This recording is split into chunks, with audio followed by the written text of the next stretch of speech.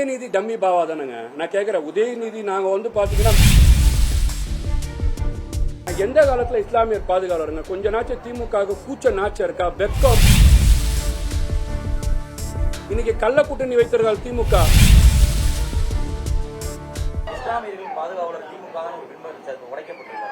எந்த காலத்துல இஸ்லாமியர் பாதுகாவலருங்க? கொஞ்ச நாச்சு திமுக கூச்ச நாச்சம் இருக்கா? வெக்கம், மானம், சூடு, சொரணா இருக்கா? நான் கேட்கிறேன். சட்டமன்றத்தில் இஸ்லாமியர்களின் தீவிரவாதின்னு சொன்னது இதோடு எங்களை அவமானப்படுத்தணுமா? இஸ்லாமியர்களை தீவிரவாதின்னு சொன்னதே இதே திமுக அரசாங்கம் தானே.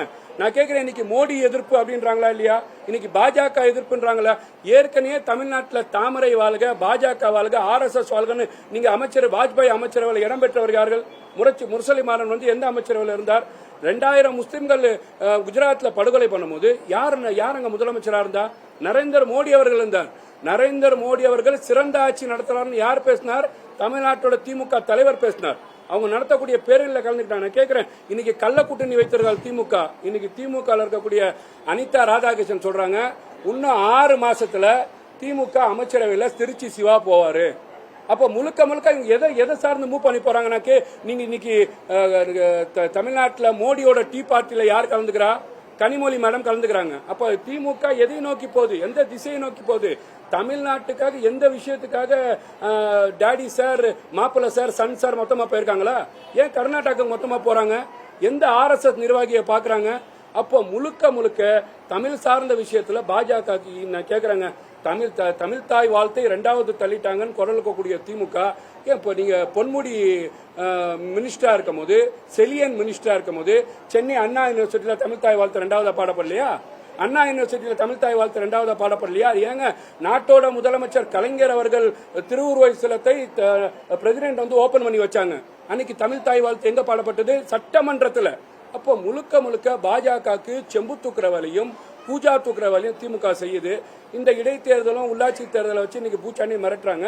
இன்னைக்கு கள்ள கூட்டணி, ஓபனான கூட்டணியை வச்சு மூவ் பண்றாங்கன்னு தான் இன்னைக்கு அனிதா ராதாகிருஷ்ணன் சொல்லியிருக்காங்க. சார், உதயநிதி என்ன சொல்றாருன்னா, கைது பண்ணி கேம்பெயின் மாதிரி கூட்டிட்டு வந்தாங்க, நான் டம்மி முதலமைச்சர் தான் சொன்னேன், அதுக்கு கைது பண்ணலையா, வேற எதுக்கும் கைது பண்ணிருக்காங்கன்னு பேசியிருக்காரு. உதயநிதி டம்மி பாவா தானுங்க. நான் கேட்கிறேன், உதயநிதி நாங்க வந்து பாத்தீங்கன்னா மிஸ்ஸாக்கு பயட மாட்டோம் அப்படின்னு சொல்றவங்க தானே லூகார் நோட்டீஸ்க்கு ஓடி ஒளிறாங்க. செந்தில் பாலாஜி போன்றவர்கள், ஏவா போன்றவர்கள் ஓடி ஒளிறாங்க. சரி, உதயநிதியை கைது பண்றோம்னு சொல்லி கோர்ட்டு சொல்லிச்சா?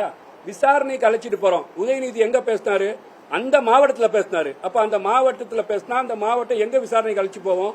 அங்கதான் அழைச்சிட்டு போகும். இது சாமானியர்களும் நடக்கும். உதயநிதி ஸ்டாலின் ஒரு பார்ட்டியில இருக்கிறனால விசாரணைக்கு அழைச்சிட்டு போறாங்கன்னு சொன்னா விசாரணைக்கு உள்படுத்தணும், விசாரணையை ஏத்துக்கணும். ஏன் பயப்படுறீங்க? அப்போ முழுக்க திமுக அரசாங்கம் என்ன பண்ணலாம் நினைச்சாங்க? இன்னைக்கு கரப்ஷன் இல்லாத, கமிஷன் இல்லாத, மக்கள் எந்த ஆட்சியை விரும்பினாலும் அந்த அரசாங்கத்தை மாண்புமிகு தமிழ்நாட்டோட முதலமைச்சர் தளபதி அவர்கள் நடத்திட்டு இருக்கிறாரு. அதை பார்த்து திமுக ஒன்றும் செய்ய முடியல.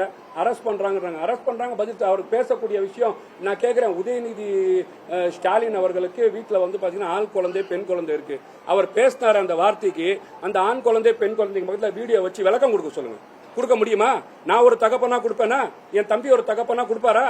அப்போ முழுக்க கூச்ச நாச்சம் இல்லாம பொது வழியில ஒரு நாட்டோட முதலமைச்சரை நீங்க வந்து விமர்சிக்கிறீங்கன்னு சொன்னா, அதுவும் காது கேட்க முடியாத வார்த்தையில விமர்சிக்கிறீங்கன்னு சொன்னா, இதெல்லாம் மக்கள் பார்த்துட்டு இருக்காங்க. ஏற்கனவே இப்படி பேசிதான் கொளத்தூர்ல கொத்து பரோட்டா போட்டிருக்காங்க. தமிழ்நாட்டோட முத்துவேல் கருணாநிதி ஸ்டாலின் அவர்களை கூட்டு போய் வீட்டுல உட்கார வச்சிருக்காங்க.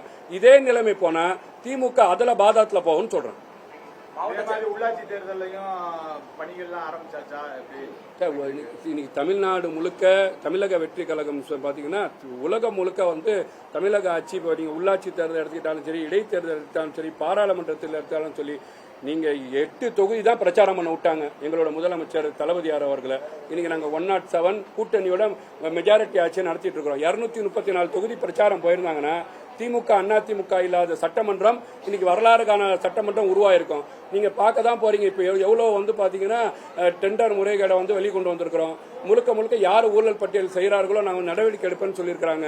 இன்னைக்கு அரசு கருவறைக்கு 15,000 கோடியை வந்து கவர்மெண்ட் வந்து கொண்டு வந்திருக்கு. அப்ப மக்கள் ரொம்ப சிறப்பா பாக்குறாங்க. மக்களுக்கான அரசாங்கமா இருக்கு. இஸ்லாமிய மக்களுக்கு கொடுக்கறாங்க, விவசாயிகளுக்கு கடனை தள்ளுபடி பண்றாங்க, பிறந்த குழந்தைகளுக்கு தாய்மாமன் சீதா மோதிரம் கொடுக்கறாங்க, தாலிக்கு தங்கம் கொடுக்கறாங்க. இந்த சிறப்பான ஆட்சியை பார்த்து நீங்க இப்ப மட்டும் இல்லங்க 13 வருஷம் எம்ஜிஆர் இருக்கும்போது திமுக வனவாசம் போச்சு. மேடம் இருக்கும்போது 2011 2016 வனவாசம் போச்சு. எழுதி வச்சுக்கோங்க.